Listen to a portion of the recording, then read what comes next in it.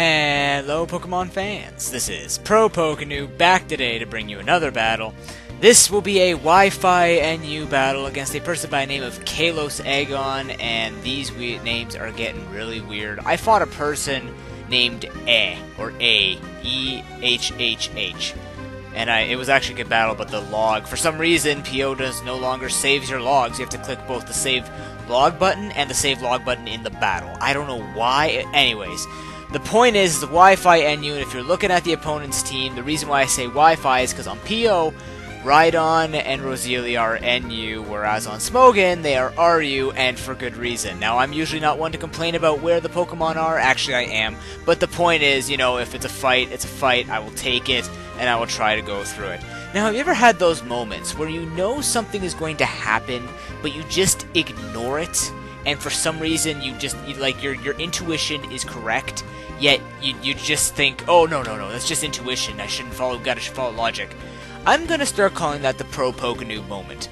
I am a master at just knowing something's going to happen. I'm a master of predicting the frickin' future, but for some reason not listening to myself, and as a result I end up losing or dying or making a horrible mistake. I don't know what it is, it just happens, and I hate myself for it. I am just good at second quadrant guessing. I don't know.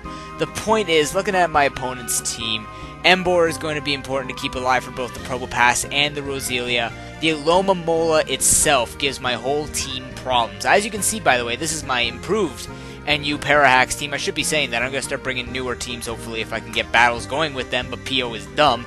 Anyways, but yeah, as you can see, the only two original are Cottonee and Kadabra. Now I'm working on a Stealth Rock Stunfisk with Discharge, Curse Emboar, which I think gets to actually do Curse for once in this. No, that was another match. That was the one that was erased. Swords Dance Samurott to end the Murkrow with the T-Wave, Substitute Roost, and Foul Play.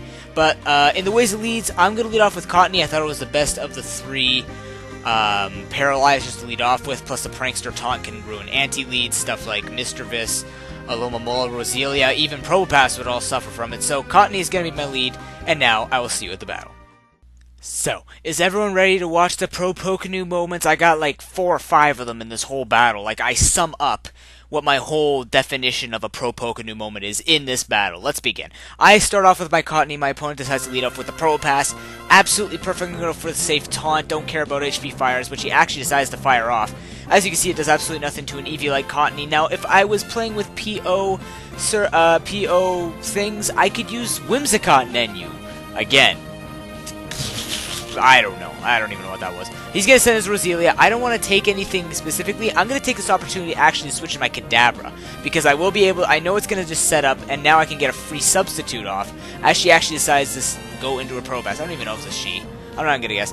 HP Fighting almost brings it down to possibly it's Sash. She's just going to set up the rocks. I don't care. I'm going to go for the Psychic on the off chance that he decided to preserve the Probopass since no hazards are up yet, and decided to switch into Roselia to take the HP Fighting. Who knows?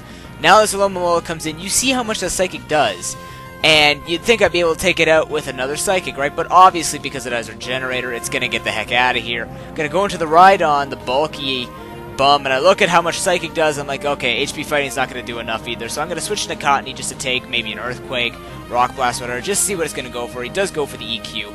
Again, it leaves me enough, but at this point now what I'm going to have to do is just go for the Stun Spore, be Death Fodder. He decides to go for Roar, though, which sucks on the one hand, because I'd rather be Death Fodder, but at least this way I have Death Fodder for later. I'm going to go for the Mega Horn, actually predicting the Roselia to come in to take the Water move, but decides to switch to a Alomomola, which was safe because now it has a Regenerator and can just easily respond. I'm going to switch out to Murkrow, though, because I figured, okay, T-Wave, who knows.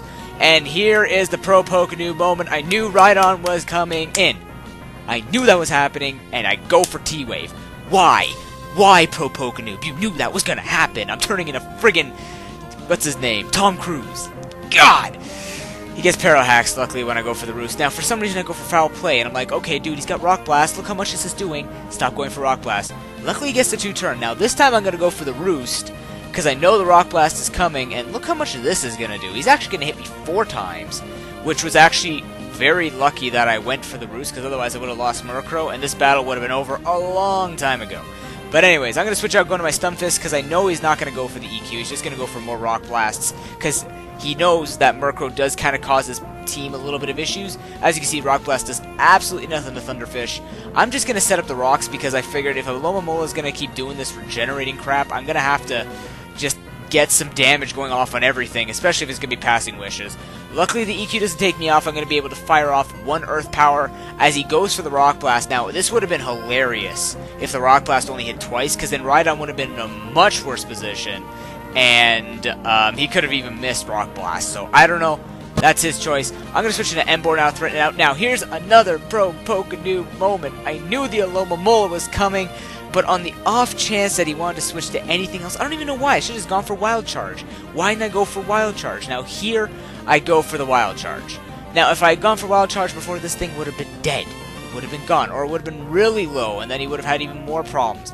But no, I go for the Hammer Armor, and now here I thought he was going to bring this Rhydon to resist the Wild Charge, so I went for Hammer on. He makes, I don't know if a prediction or just a safer move and goes for Mischievous. To me, it makes sense to be safe. Now, here's another ProPokeNoob moment. I knew he was going to go for Heal Bell. I knew that, and I decided to fodder off my Cottony then. Why? I don't know. This is just... I'm too smart for my own good? I don't know. Maybe I'm too dumb for my own good. Roost. Alomomola. Pain in my butt. Mad Hatter. Finally fires off a T-Wave, gets it on this Alomomola. Now, the good thing about this is I can force out that Mischievous. Unless he wants to keep... She, as in Alomomola possibly, wants to keep dealing with Parahaxes, especially with the Wish Passing, which could screw him over. You're going to have to bring in the Mistress. Now, I make the prediction of her going, dang it, going into the Rhydon, and I send out the Samurott. Now, I don't care if the Wish is going to go on it, because I'm hoping that Waterfall can do a lot of damage, but this is why Rhydon is RU, ladies and gentlemen, because look how well it takes a stab super effective ×4 Life Orb boosted Waterfall from a physically offensive Samurott, which has 108 attack. Luckily for me, I've got Kadabra to clean it up. So finally that Rhydon is out, so that big threat is dead. Now I'm going to go for another Psychic. I'm not fearing this Roselia's attacks. It goes for the Giga Drain. It actually does a lot of damage, but it's not going to be able to live, and a second Psychic is going to take it out. So I am in a little bit better position, less hazards to be set up. But now Girder comes in. Now this was really weird. I fear the Mach Punch, so I go into Emboar, kind of be death fodder.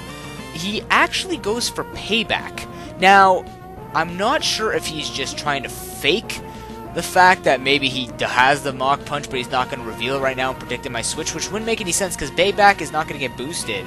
And the only Pokemon that I have left right now are the Emboar, the Kadabra, and the Murkrow. So, I mean, the damage is not going to do anything if he went for it. So I'm thinking maybe he doesn't have Mach Punch. I'm going to keep that in the back of my head. I go for Flare Blitz when I know this thing's coming in.